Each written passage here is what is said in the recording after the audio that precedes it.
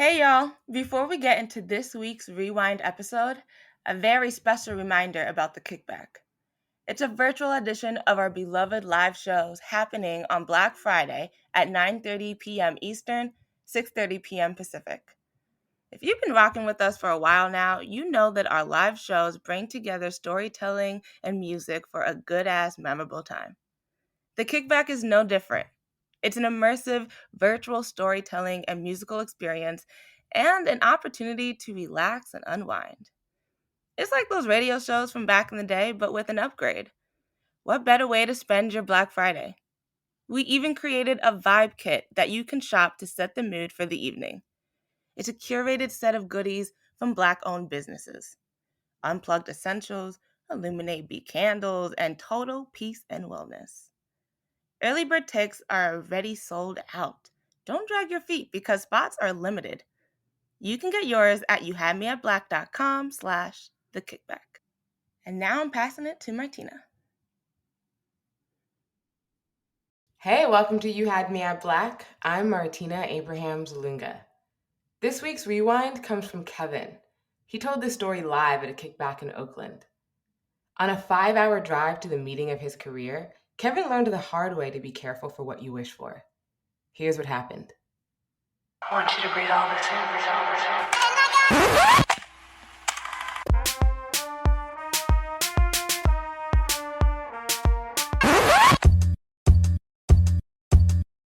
in. You're listening to You Had Me at Black. Black. Light in the heart of the city. Black. Man, Black. listen, man. Black.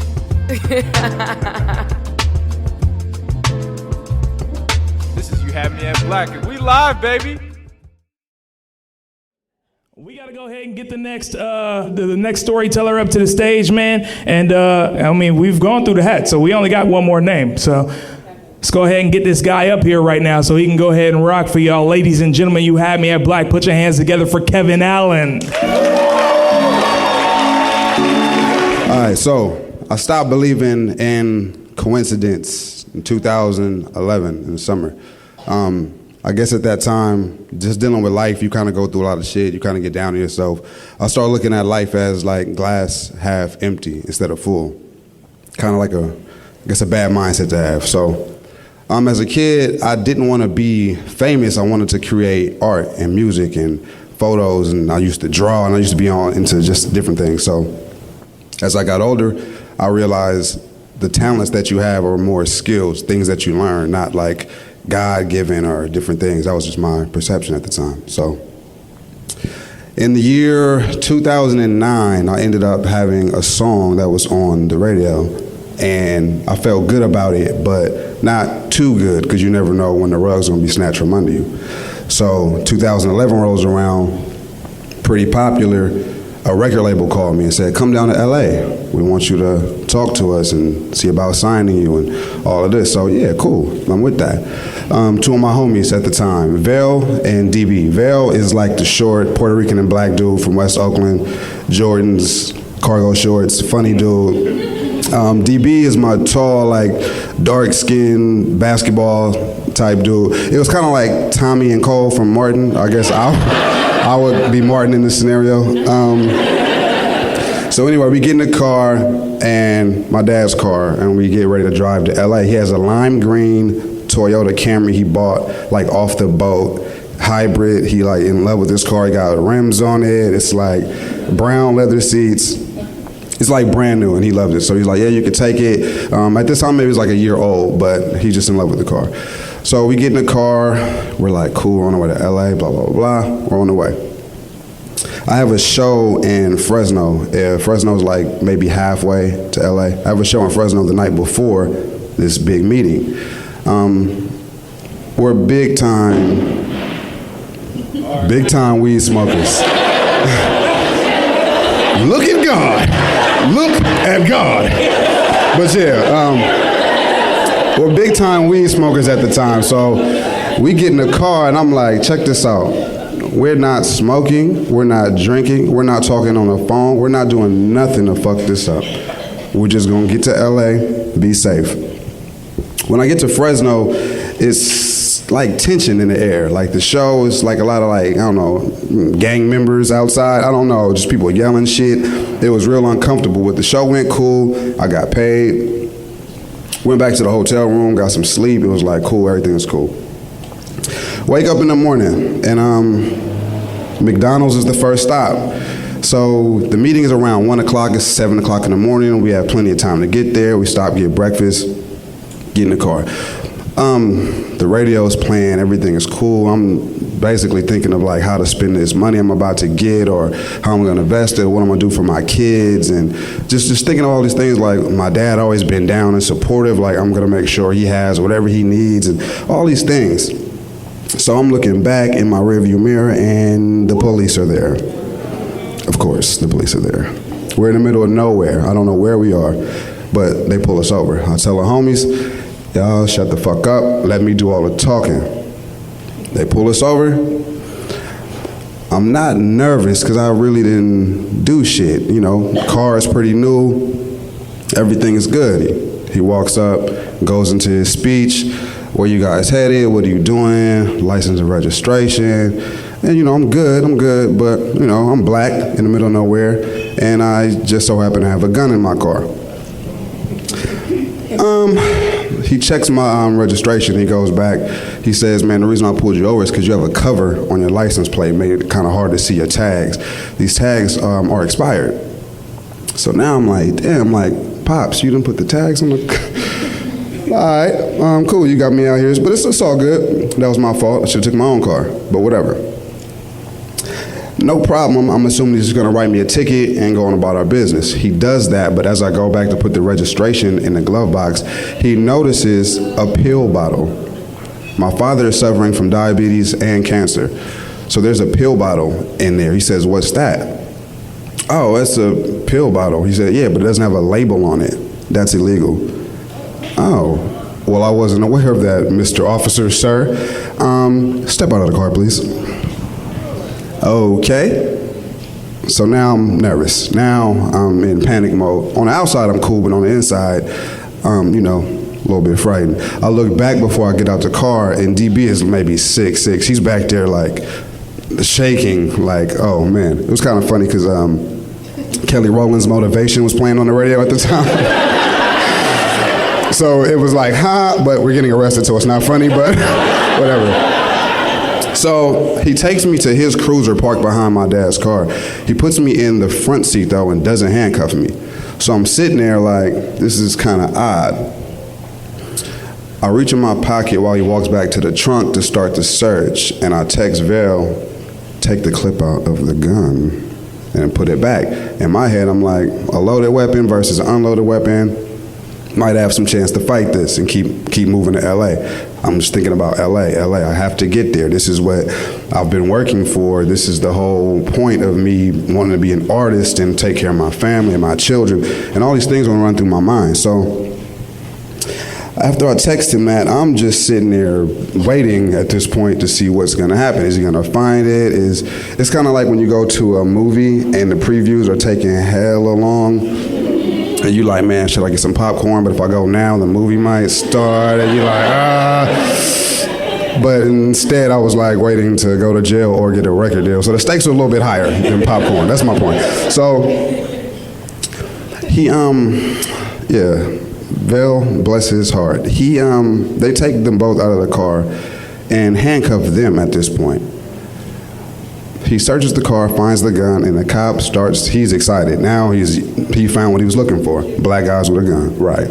He's juiced, for real.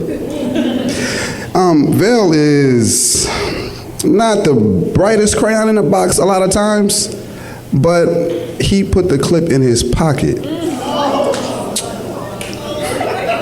That's one of the hardest sentences for me to say out loud, but he put the clip in his pocket. So while he's handcuffed, he tries to throw it in front of the motherfucking police. They call for backup. Hella backup. Like, what the fuck is going on? Gang unit, like plainclothes officers. He come over there. They got me in handcuffs now. We're on the side of the road. I'm definitely missing this meeting. This is not gonna happen. So, the plainclothes officer, he's more like black tee tucked in, slick back hair. Looked like just on some movie shit. He pops the trunk again, CDs and merchandise with my face on it. He's like, oh, this is you. Pulls out his phone, he starts YouTubing my videos. I guess he's looking to see if I'm on some cop killer, gangster shit, whatever. But, you know, most of the songs are either real lyrical or, you know, lady driven or whatever. So my cop killing songs don't exist yet. But they're on their way. But I'm like, man, look, we're not in a gang. He's like, man, but y'all got the same tattoos. I'm like, I just rock. These are my homies. Like, it's just not what you think. And we got a gun. So the tow truck pulls up. It's like a real old, like, white dude, long hair. And he's super invested in making sure I go to jail. I don't know, he's just excited. He's like moving. He just can't wait to get the car hooked up. He's helping them line the bullets up on the windshield. So I'm like, oh, this is like when Snoop got arrested in Training Day and Denzel stuck the pin in his throat and he threw up. And he was popping the bullets out like, oh, you're a felon, so that's 10 years, 20 years. I thought I was gonna get that many years. In my head, I'm like, damn, this is crazy. Like, we were just going to get a record deal. They get put into the police car. They're going back to where we came from. I get put in the police car, I'm going the opposite way. So now I'm split up from them. I'm just there. I don't know what's going on. The cop gets on the phone though. He's talking to his chief of police. I don't know how this shit works. He's talking to somebody on the phone, but he's kind of whispering. He makes a U-turn on the freeway and takes me back to McDonald's. Opens the car door, uncuffs me, and writes me a ticket for having a concealed weapon. And basically go about your merry way. But I don't have a fucking car, so now I'm just standing here in the middle of nowhere, like, what the fuck? So I walk into McDonald's, and I see Vale and DB sitting there, like they just lost their puppy, of course, and they're like, oh shit, like what happened? And I explained to them what happened. How the fuck are we gonna get home? So we call a promoter from the night before. He got a homie that's in the area still. He comes and picks us up, takes us to his house. He has like kids, so his wife is like, when she gets off work, he'll be able to take us back to the Bay Area. So I'm just waiting, maybe an hour or so. So we're sitting there trying to make light of the situation. I'm calling my manager. He's like, man, where are you at? I'm like, man, look, man, you ain't gonna believe this shit. Well, he like, man, shit we could do. You missed the meeting, okay. My song comes on the radio. So now I'm sitting there like, God, you're good, you're funny. You're good. We get in the car, we drive all the way back. I'm from Richmond. We drive all the way back to Richmond. Pretty quiet car ride. We're laughing, but it's just not funny. So that weekend, I just lay in the bed. I'm pretty much depressed. I'm just out of it. Like, you know what I mean? Like, damn, this is really crazy. Like, what was the point of doing all of this and for that to happen? What's the lesson? I was like, am I rushing, trying to figure out what that lesson is? But I'm down. Not only that, my manager calls me a couple of days later and says, yeah, so Precaution, which was an artist at the time, was in the meeting with me waiting for you. But she dropped a song that went viral that same weekend. So I guess an intern might have saw her or some shit like that and was like, oh shit, you just dropped that video and give her $1 million. I don't know how the conversation went, but it was something like that. She ended up getting signed. And he called me on the phone to tell me, oh shit, Puffy just called me, L.A. Reid called me, just like a bidding war going on. And I'm like, yay, damn, I don't give a fuck. Like, what are you talking about? So he like, man, when we get on, I'm gonna leave the door open for you, because we on now. I said, all right, cool. Monday night rolls around. So you guys familiar with the new parish in Oakland? Out here? Yeah, cool. Yeah, Sweet Jimmy's. Oh, you took it all the way back. So back in the day, me and the homies had this thing called the Breakfast Club where we get together on Sunday mornings and kind of like commune and talk black artist type shit. It turns into Monday Night Soul. A lot of artists come through performing. Everybody's having fun. So I go there because it's like Cheers. Like, you know, you go there, it's cool. I go there to have a drink. If I leave from Richmond, about 15 minutes to get to New Parish, I'm not feeling it. I'm still like, not feeling it. Get my drink, I get ready to leave. I get on the freeway. I'm in my car now. I have like a old school BMW, whatever it is. I get on the freeway, leave New Parish. Police are behind me. So now I'm like, black guy angry now. I'm like, yo, there's gotta be some type of joke.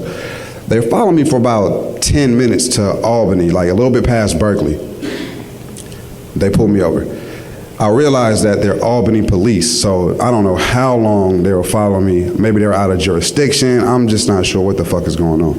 So they pulled me out the car, asking me questions. We're having a conversation like, are you drunk? Blah, blah, blah, blah. No, I'm not drunk. I had one drink. I'm not in the mood to drink. I'm not talking drunk. Why were you driving so slow? Because you were fucking following me. So now my anger is starting to make them angry. Can you do the monkey shit? Yes, touch my nose, put my head back, walk a straight line, all this shit. And I'm like, see, I'm not drunk. Put me in cuffs anyway. They took all the shit out of my pockets, my phone, my money, my wallet, put it on the hood of my car, put me in a police car. So now I'm just sitting there like this, angry though. I'm looking and I see my phone, my iPhone, sliding off the front of my hood. Hits the concrete, phone shatters, and it was kind of like a metaphor for myself at that time. And I was like, oh my God. That's me right there. But they end up taking me to jail anyway. And after I get fingerprinted and all of what, I end up doing the breathalyzer test. Comes back like a 0.5 or whatever it is when you're not drunk. That's what I had. I'm like, see, I'm not drunk, whatever. I end up getting my phone call my pops. I'm like, yo, yeah, I know, I'm in jail. And he was like, you just got arrested. I'm like, just not right now, pops. Just come and get me. It's all good. He comes and get me. Everything is cool. I mean, if you call paying $600 for a tow truck after being towed for one night, your phone being broken, being arrested twice in the same weekend. So I guess the only highlight to that part was I Googled like the lowest selling albums of a major artist, and Precaution was on there. So there was it's not a diss to her, but it was a little like, cool. But I guess what I learned at that time was to be careful what you wish for.